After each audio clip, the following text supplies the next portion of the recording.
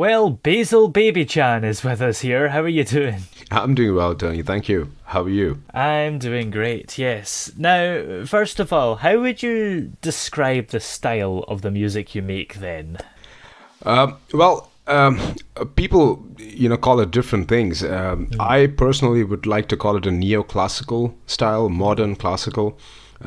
Essentially, what my sound is a combination of authentic, traditional, contemporary classical melodies or orchestrations, which are made a little bit more popular by bringing in symphonic sounds or orchestral sounds. My latest single is going to have some electronic sounds as well. So I'd like to call myself a neoclassical musician, but well, hey, I'm no judge at the end of the day. So Yeah. And do you think that classical music is still very much popular, even though it's not the typical stuff that would get in the charts? I actually don't know that, but I've been quite impressed with classical music, especially compared to what you hear, or at least what I hear on the pop charts these days.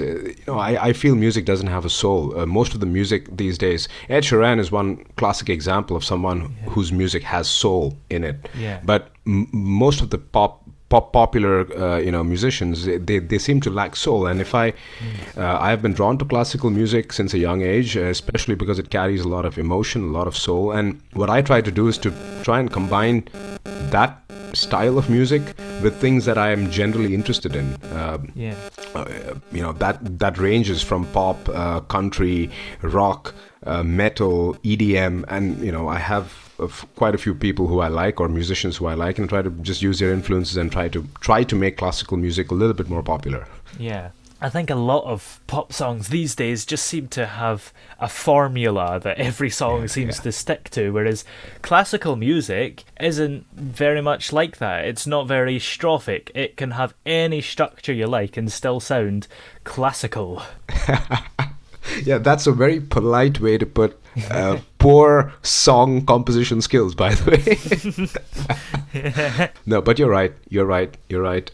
At the end of the day, music is, in my view, music is a language, and as long as you're able to communicate, you're doing fine. And I think the issue I have with traditional popular music is that it seems to lack the ability to communicate. It's a combination of sounds and, as you mentioned, a factory set formula, which is intended to give you a certain emotional high, but it's not really talking to you. Or at least that's what I feel, and that's what I try to do different. Yeah, and a lot of the time recently, I've seen some albums where they've remixed the Beach Boys or Roy Orbison or whatever and added an orchestra to it to make it a bit classical, and it always seems to improve it and builds it up a bit.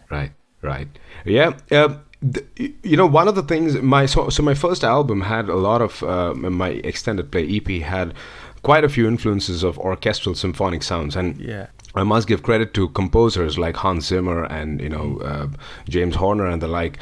What I found impressive was that these composers were able, through their art and talent, bring so much depth into a visual story. So, if you're watching Pirates of the Caribbean, you're watching The Dark Knight, Interstellar, Inception, and you have the whole list, Lion King, etc. You take the sound away, you take the music away.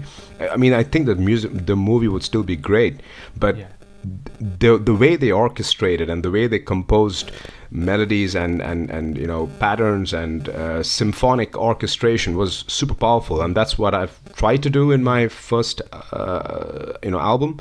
And I can imagine, answering your question or addressing your point, I can imagine that it does bring in a lot of depth into conventional Beach Boys type of music. You need to do it well, though, otherwise it can be a complete disaster. Yeah. And I guess with these films, there would just be something missing without the score, especially a lot of the time in films. There's no dialogue for quite a while sometimes, and if there was no music, then that would be so weird, unless it's like a quiet place you're watching or something. Right. Totally agree. Couldn't agree more, indeed. Yeah, indeed. Absolutely. And what do you want to achieve with your music then? Yeah, it's a great point. what I'm trying to do with my music is to communicate. I think music is a pretty powerful tool. Music is something that can touch the listener if done well, of course. But it has the potential to touch the listener on a very, very primal level. And if you're able to touch someone on such a primal level, you could heal, you could move, you could inspire, you could motivate, you could even destroy or destruct that person. And what I try to do with my music is to try to convey what I call melodic messages, which are intended to soothe, to empower, to ignite, and to inspire. And so that's what I'm trying to do with my music. I try to use my influences. I try to use my inspirations, and I'm usually telling a story. It's instrumental, so people can interpret it their own way, although I have my frame in which I have composed it. And what I'm trying to do with my music is essentially to touch the listener and to get them to move on. My music is not for the victims, for people who decide that they're victims of whatever, because you can always decide to be a victim, no matter how powerful or rich or whatever you are. But my music is for those who stand up every day and fight for a better tomorrow. And I call them, survivors, warriors, and winners. And so that's what I'm trying to do with my music.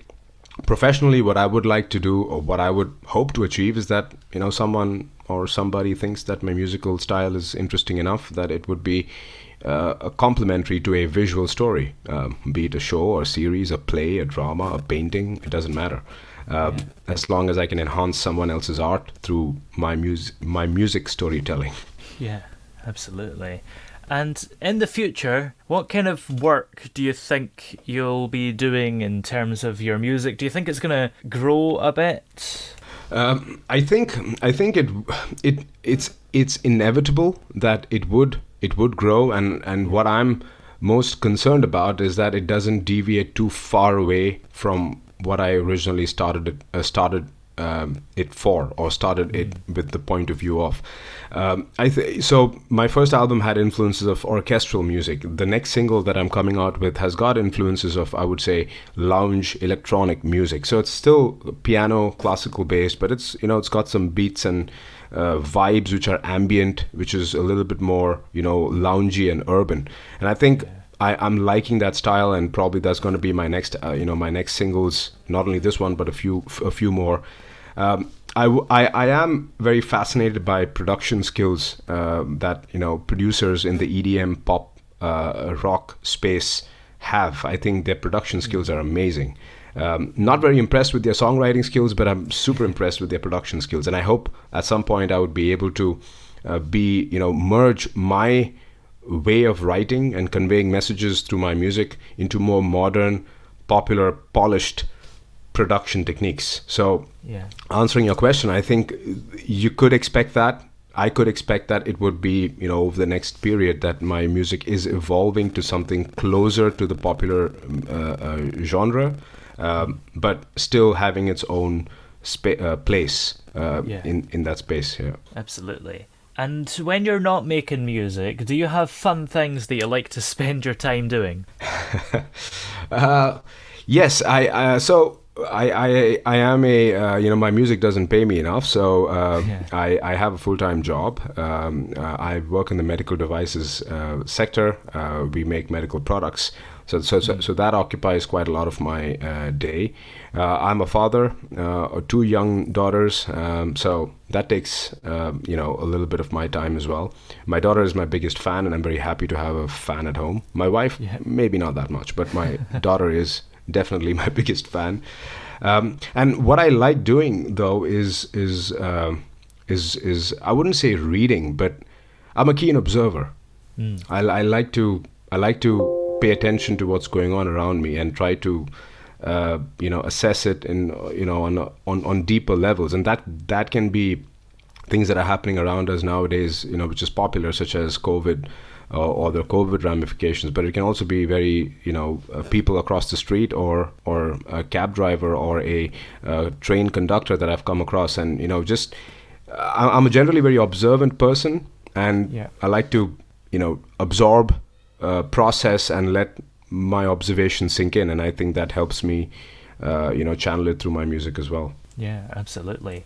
Well, where are we able to check out your music if we'd like to have a little listen to it then? Oh, yes, please. Please do check me out on Spotify. So I have a Spotify profile by my name, Basil Babychan. I'm on Instagram at the Basil Babychan. On YouTube, I have a channel. On my channel, I not only put out music, but I put out what I call weekly melodic messages. I'm starting a new series where I'm actually bringing in real time, real people sharing their stories about how they've conquered their challenges and kept trotting their journey. I'm on Pandora and Amazon Music, and so you could, if you would like to, find me on most digital streaming platforms. I have my own website as well. That's basilbabychan.com. And yeah, please, I would really love for you to listen, and if you do, share, like, and or subscribe to one of my socials to keep in touch with what I'm doing. Great. Well, thank you very much for joining us on the show today. It's been great to have you here then. Thank you so much for having me on board.